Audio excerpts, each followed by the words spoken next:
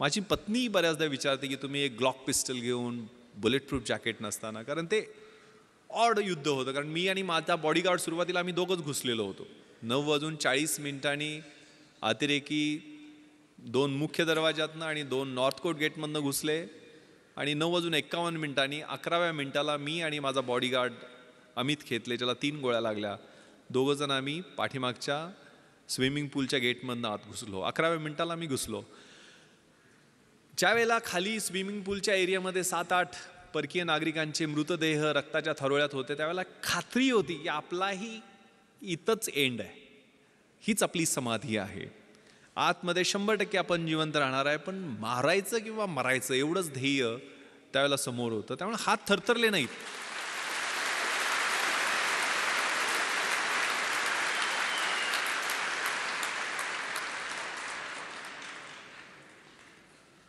एक खूप छान शेर कुठेतरी ऐकलेला होता की दुनिया में मिल जाएंगे आशिक कही, मगर वतन जैसा खूबसूरत सनम नहीं होगा.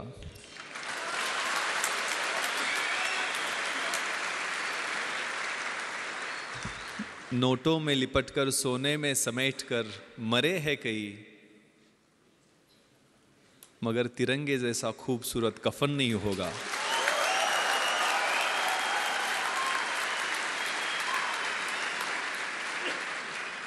Yes, that death with dignity, ते देशासाठी असणारं मरण ते प्रत्येकाच्या भाग्यात नसते ना. कुठेतरी हार्ट अटॅकनं मरेल, ॲक्सिडेंट मरेल, कुठेतरी काहीतरी मरेल. दॅट अट्रॅक्ट्स, त्याचं आकर्षण वाटायला लागतं. ती स्पर्धा करताना वेगळी मजा असते. कारण ज्यावेळेला आतमध्ये क्रिस्टल हॉलच्या बाहेर 3 पाठमोरे अतिरेकी, म्हणजे त्यांच्याकडं प्रत्येकाकडं एक AK-47, 6 डबल मॅगझिन, म्हणजे एका मॅगझिनमध्ये 30 गोळ्या असतात, 550-650 AK-47चे राऊंड, एक ॲडिशनल पिस्टल, त्याचे 60 ते 100 राऊंड, 25 ग्रेनेड प्रत्येकाकडे. एक ग्रेनेड ब्लास्ट केला तर 25 मीटरच्या परिघातला माणूस मेला तरी पाहिजे किंवा जखमी झाला पाहिजे. आणि प्लॅस्टिकच्या बॅगमध्ये 8 किलोचा RDXचा बॉम्ब, म्हणजे आपण जो पाहिला डोममध्ये, प्रत्येकाकडे एक. आणि असे 4 होते आणि आम्ही 2 जण होतो. माझ्याकडे ग्लॉक पिस्टल होती, जी कम्पॅरेटिव्हली चांगलं वेपन आहे. 18 गोळ्यांचे 2 मॅगझिन्स ग्लॉक पिस्टलमध्ये असतात आणि माझ्या बॉडीगार्डकडे साधी पिस्टल होती. म्हणजे तरी पण आम्ही एकदा ट्रिगर ओढला तर आमची एकच गोळी बाहेर पडणार आणि त्यांनी एकदा ट्रिगर ओढला तर 30 गोळ्या बाहेर पडणार, असा तो फरक होता. पण ज्यावेळेला क्रिस्टल हॉलच्या मध्ये लग्न सुरू होतं आणि त्याच्या बाहेर हे 3 पाठमोरी अतिरेकी सुनील कुडियादी, तिथला सिक्युरिटी चीफनं दाखवले आणि तिथं फ्रॅक्शन ऑफ सेकंड न गवतात बॅटल कॉकपिटिशनवर त्यांच्यावरती आम्ही फायरिंग करू शकलो, की ज्यात एक जखमी झाला आणि तिथनं ते पळाले, म्हणून तिथल्या हॉलमधल्या लग्नात अडकलेल्या लोकांचे जीव वाचले. ते क्रुशियल होतं. त्यावेळेला तो बाहेर गोंधळ अडकलो असतो, मला कोणी प्रश्न विचारले नसते, कारण माझ्या बुलेट प्रूफ जॅकेट नव्हतं, ॲडिशनल मॅन पॉवर येण्याची वाट पाहणं स्वाभाविक होतं. ज्या आतमधनं जो कॉल होता, कॉल फॉर द ड्युटी, कारण पहिल्यांदा ह्या फायरिंग नंतर 11:07 एकही राऊंड फायर झालेलं नाही. म्हणजे 1 तास 5 मिनटं एकही राऊंड ताजमध्ये फायर झालेलं नाही. आम्ही सगळे मजले चेक केले. साऊथ विंगचे ताजचं विभाजन हे नॉर्थ विंग आणि साऊथ विंगमध्ये, जुन्या ताजमध्ये, जे काय महाभारत झालं ते जुन्या ताजमध्येच झालं. तर नॉर्थ विंगमध्ये ते पळून गेले आणि आम्ही साऊथ विंग चेक करून खाली आलो. 11:07 मात्र 2 ग्रेनेड ब्लास्ट त्यांनी केली, ज्यात शँडिलियर तुटून खाली आलं. आणि गेटवरती मी गेलो तर 2 मिसरूडनं फुटलेली 2 पोरं माझ्यासमोर अजून आली मदतीसाठी. SRPतले हे जवान समाधान मोरे आणि राहुल शिंदे. राहुल 21 वर्षाचा जवान शहीद झाला 2:45च्या गोळीबारामध्ये. यांच्याकडे तर 303 रायफली होत्या, 30-30 राऊंड होते. पण त्यांनाही आम्हाला, आमच्या छोट्याशा टीमला जाणीव करून दिली की देशासाठी मारायची किंवा मरायची अशी परत संधी येणार नाही आहे.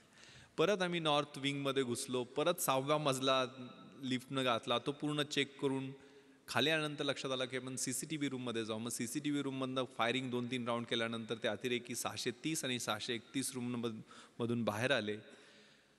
याची माहिती त्यावेळेचे commissioner of police Hasan Gafoor आणि जॉईंट कमिशनर मारिया साहेबांना दिली आणि दोघांनी सांगितले की जोपर्यंत नेव्हल कमांडोज पोचत नाही तोपर्यंत थोपवून ठेवते, ऑन द वे आहेत.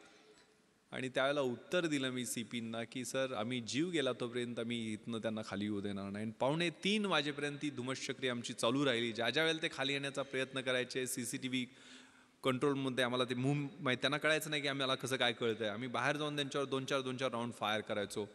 2:45ला मात्र त्यांनी आमचं लोकेशन ओळखलं. पूर्ण ताज जे आहे ते लाकडी नक्षीकाम केलेलं सुंदर वास्तू असणारं हॉटेल, मोठे मोठे महागडे पेंटिंग्स. दुसऱ्या मजल्यावर त्यांनी ग्रेनेड ब्लास्ट 4थ्या मजल्यावरनं केले, कारण 2:45ला त्यांनी मोठा बॉम्ब डोममध्ये ब्लास्ट केला, ज्याच्यात आग आणि ज्वाळा तुम्हाला दिसायला TV वर पाहिले असतील तुम्ही. ग्रेनेड ब्लास्टमुळं पूर्ण मजला पेटला आणि आमच्या रूममध्ये आग आणि धूर दोन्ही यायला सुरुवात झाली. आता इथं जळून मरण्यापेक्षा बाहेर लढून मरू म्हणून आम्ही लाईन फॉर्मेशनमध्ये निघायला सुरुवात केली. वरून AK-47चा बस्ट त्याने आमच्या लाईन फॉर्मेशन केला. आमची लाईन तुटली, आमच्या गोळ्या कमी पडल्या. माझ्या बॉडीगार्डला 3 गोळ्या लागल्या, 2 पायामध्ये आणि 1 पोटाला चाटून गेलेली गोळी राहुलच्या पोटात लागली आणि राहुल त्या ठिकाणी धारातीर्थी पडला. मला आठवतं मी 2 दिवसानंतर ज्यावेळेला राहुलचा शहीद झालेला देह आणायला गेलेलो होतो, त्यावेळेला रिगर मॉर्टिसनं शरीर ताट झालेलं होतं, युनिफॉर्म जळालेला होता, पण डोळे उघडे होते. खांद्यावरती रायफलचा बट होता, ट्रिगर गार्डमध्ये उंगली होती आणि संगीनवरच्या दिशेनं थेट रोखलेलं होतं आणि डोळे जणू बोलत होते की सर तुमच्या शब्दाला जागलो की नाही. एक 55 वर्षाचे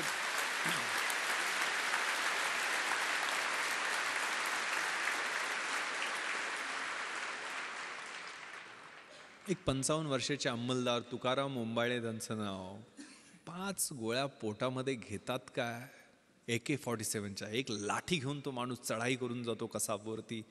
5 गोळ्या पोटात घेतल्या तरी पकड ढिली होत नाही आणि एक अतिरेकी जिवंत पकडला जातो. दिस इज मिरॅकल. न इज्जत दे, न अजमत दे, न सूरत दे, न सीरत दे, मेरे वतन के वास्ते अरब, मुझे मरने की सिर्फ हिम्मत दे. ही हिम्मत खूप महत्वाची आहे. उद्दिष्ट ठेवायचं आहे, स्वप्न ठेवायचं आहे आणि मार्गक्रमण करायचं आहे. निराश व्हायचं नाही आहे. सपोर्ट करायला तुम्हाला एवढी मोठी सिस्टम या ठिकाणी आहे.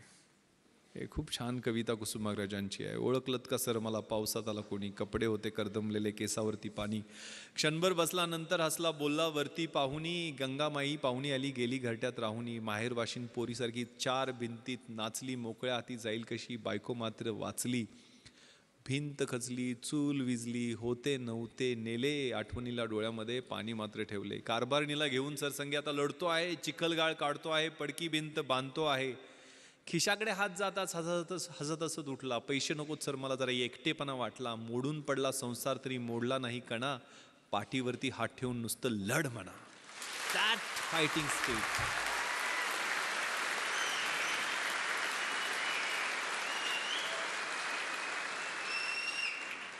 That is the fighting spirit जे तुमच्या वयामध्ये छोट्या मोठ्या आव्हानांना, छोट्या मोठ्या अडचणींना, छोट्या छोट्या आक्रमणांना घाबरायचं नाही आहे.